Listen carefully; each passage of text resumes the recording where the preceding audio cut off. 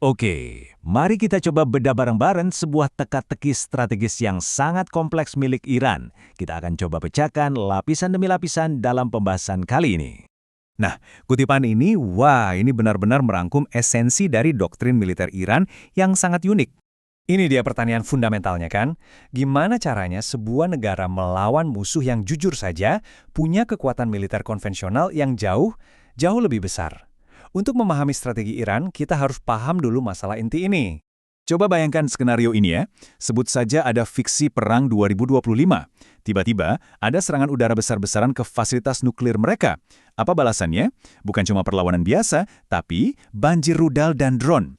Nah, untuk skenario inilah Iran sudah bersiap-siap. Jadi, poin krusialnya adalah ini bukan satu rencana tunggal, tapi ini seperti kue lapis, ada banyak lapisan pertahanan. Kita akan kupas satu persatu, mulai dari cincin api, mozaik yang tak terpecahkan, perang di front tak terlihat, sampai yang terakhir, manuver nuklir. Oke, kita mulai dari lapisan paling luar dulu ya, pertahanan terdepan dari strategi Iran. Konsepnya disebut Wahdat al-Sohat atau Persatuan Front. Simpelnya begini. Jangan biarkan perang terjadi di halaman rumah kita. Pindahkan medannya jauh ke halaman belakang musuh. Caranya, ya dengan mengandalkan pasukan-pasukan proksi sekutu mereka, misalnya di Lebanon, Gaza, dan Yaman. Inilah yang kemudian dikenal sebagai cincin api. Nah, di sini kita bisa lihat anatominya. Semuanya itu di bawah satu komando terpusat. Tujuannya jelas, pindahkan pertempuran ke perbatasan lawan, lalu kuras sumber daya mereka.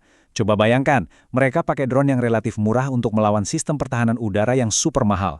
Ini namanya perang atrisi, tujuannya menguras tenaga dan biaya musuh sampai habis.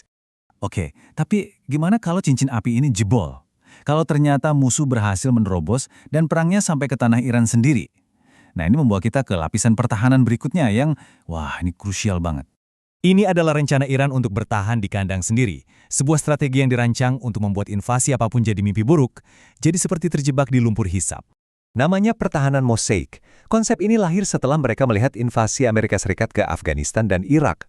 Tujuannya, biar nggak ada yang namanya serangan kejutan yang langsung melumpuhkan pusat komando. Jadi kalaupun komando pusat dihancurkan, perlawanan tetap jalan terus. Cara kerjanya begini. Iran itu dibagi jadi puluhan sektor pertahanan regional. Setiap sektor ini mandiri, punya komando sendiri, unit rudal sendiri, bahkan jaringan bawah tanah sendiri. Dan mereka sangat mengandalkan Basij, milisi paramiliter raksasa mereka, untuk melakukan perang gerilya. Jadi tujuannya bukan buat menang cepat, tapi untuk membuat perang jadi sangat-sangat lama dan mahal bagi siapapun yang berani masuk. Oke, jadi Iran punya rencana buat perang di luar dan di dalam negeri. Tapi, gimana dengan medan perang yang nggak kelihatan, yang nggak bisa kita lihat dengan mata telanjang? Nah ini dia. Kita akan lihat dua senjata asimetris andalan Iran, serangan siber, dan tekanan di titik-titik ekonomi vital. Ini unik banget. Kalau negara lain biasanya menyembunyikan operasi siber mereka, Iran justru sebaliknya.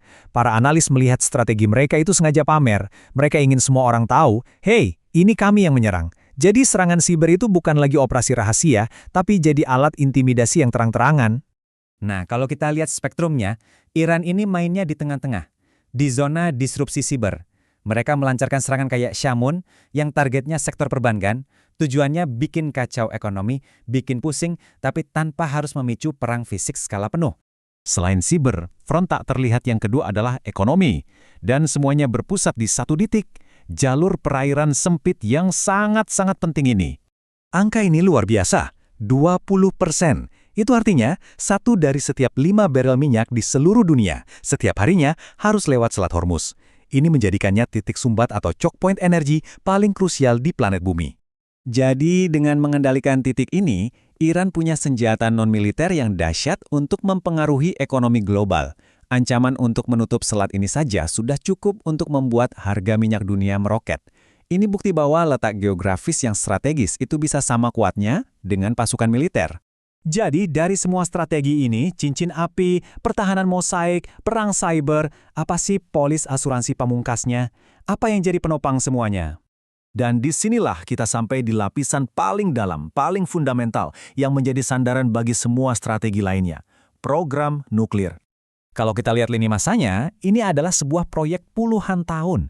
Tapi ada titik balik penting. Setelah Amerika Serikat keluar dari kesepakatan nuklir JCPOA tahun 2018, program ini langsung tancap gas. Akselerasinya signifikan banget. Sekarang, Iran sudah bisa memperkaya uranium sampai kemurnian 60%. Nah, yang perlu Anda tahu, untuk membuat senjata nuklir itu butuhnya 90%. Kedengarannya masih jauh? Nggak juga. Justru, lompatan teknis dari katakanlah 0 ke 60% itu jauh lebih sulit daripada dari 60% ke 90%. Artinya, rintangan teknis tersulitnya sebenarnya sudah mereka lewati. Nah, kemampuan ambang batas inilah yang jadi kartu truf mereka. Ini adalah alat pencegah pamungkas. Karena dengan adanya potensi ini, risiko untuk melancarkan serangan konvensional besar-besaran terhadap Iran jadi sangat tidak bisa diterima. Taruhannya terlalu besar. Semua strategi berlapis ini membawa kita pada sebuah pemikiran akhir. Di era konflik asimetris seperti sekarang, apakah tujuan perang itu sudah bergeser? Bukan lagi untuk menang, tapi sekedar untuk memastikan musuh Anda tidak mungkin bisa menang?